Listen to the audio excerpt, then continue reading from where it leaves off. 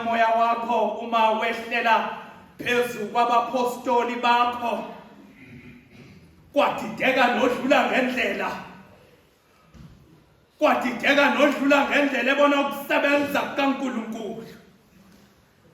Leya nkonzo iphindwe namanje. Sisenkonzweni yemithwalo, abangcwele ngoba kusebumnyameni ngizobaxolela. Kodwa sisevangelini ngokukaMateyu chapter 11 sizofunda ivesi lika 25 kuya evesini lika 30.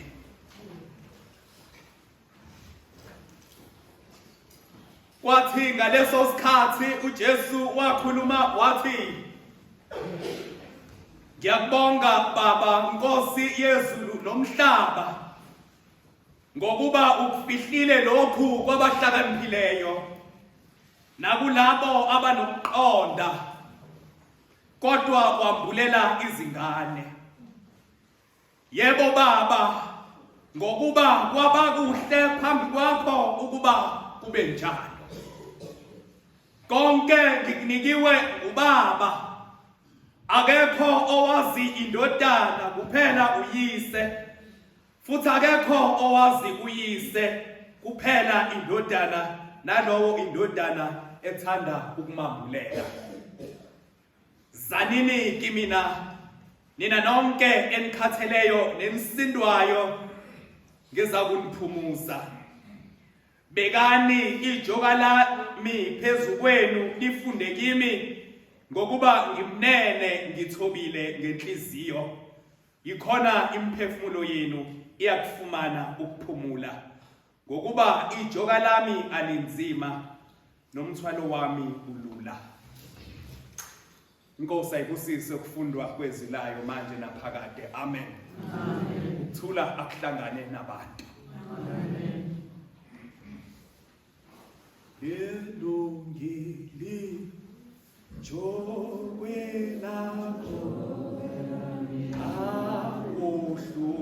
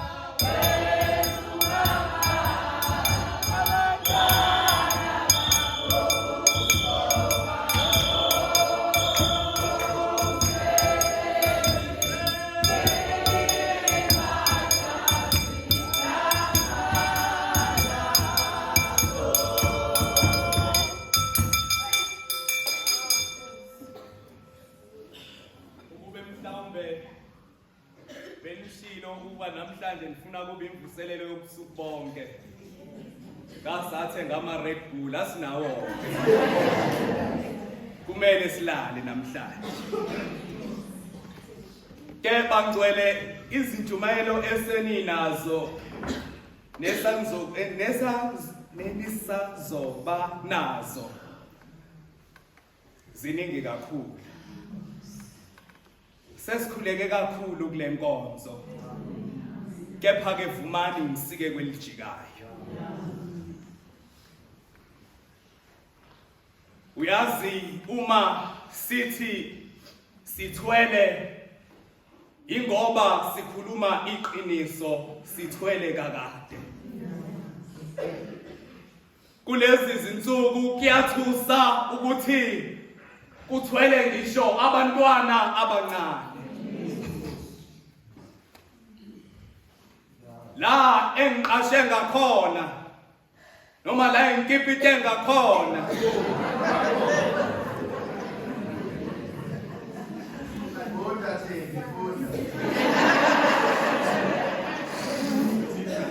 ngike ngizivakashele ngisho izibhedlela zabantwana.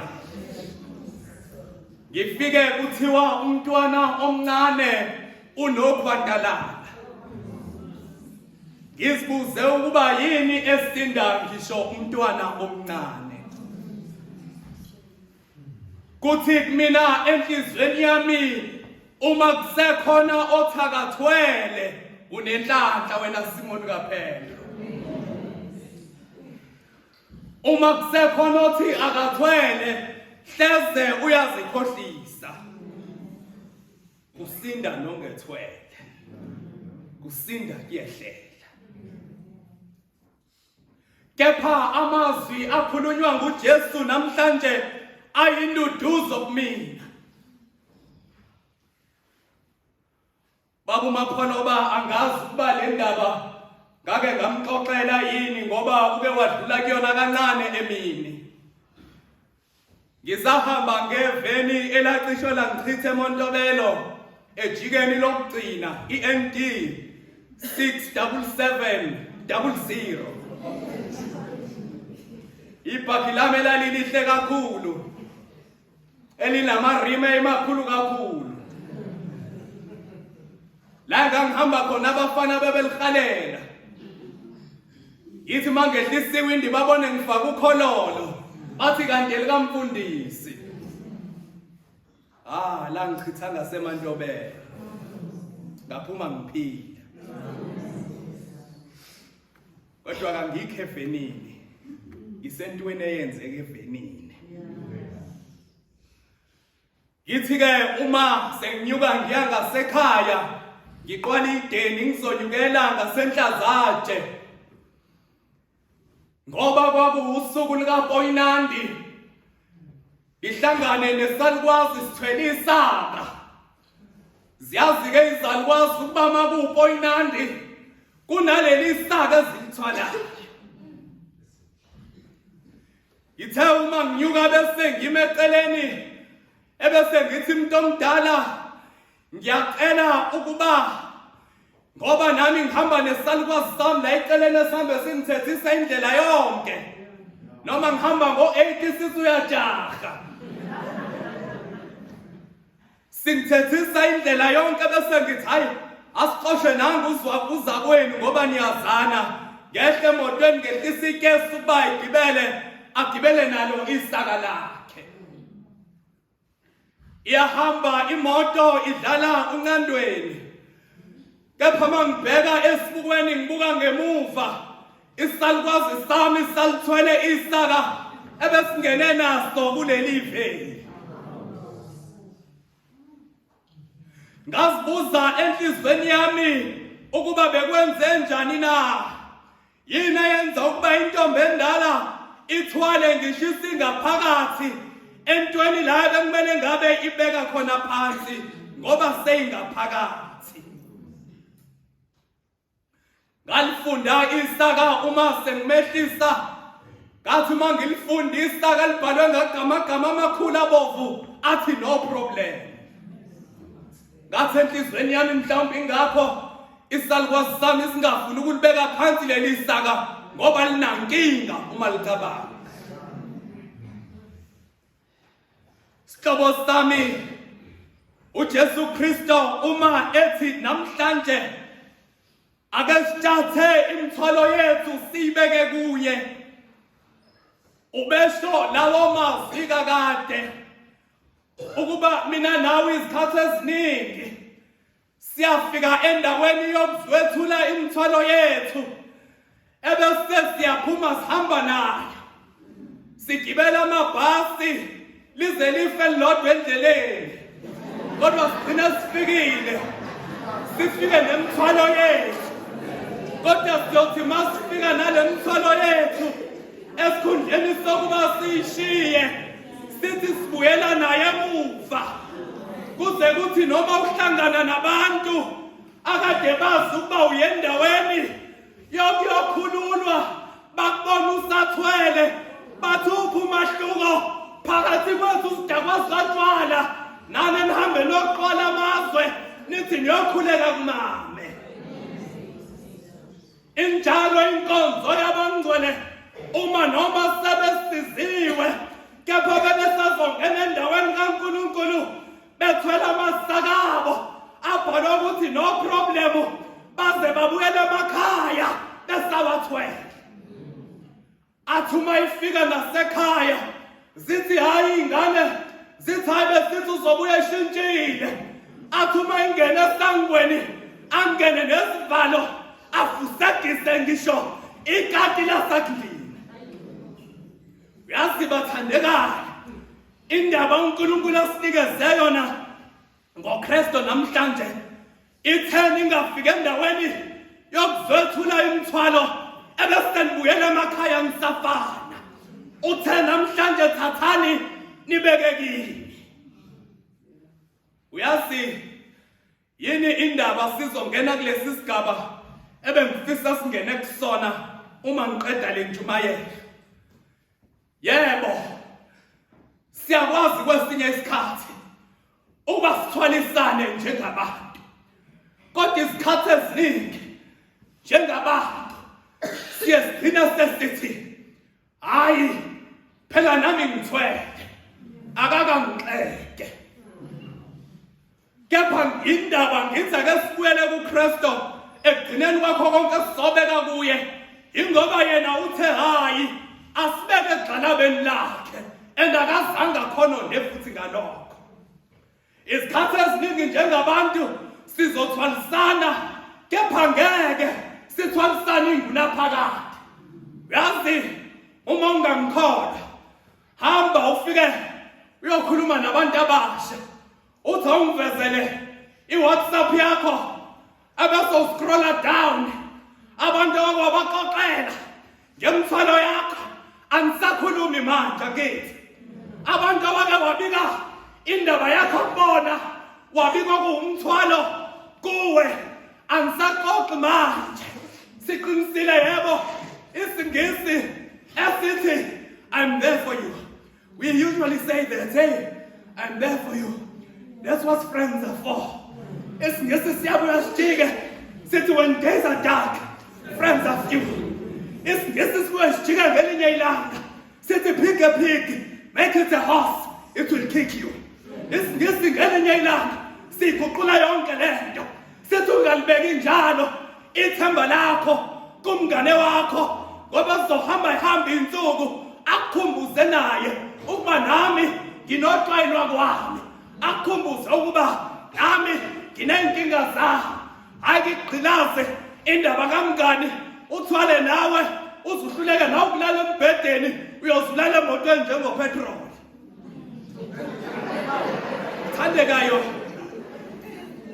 Jesu Kristo indaba ethi asithwale sibeke kuye, ingoba uyazi ukuba asenhluphekweni, ngoba uyazi ukuba nala sebekushiye bonke.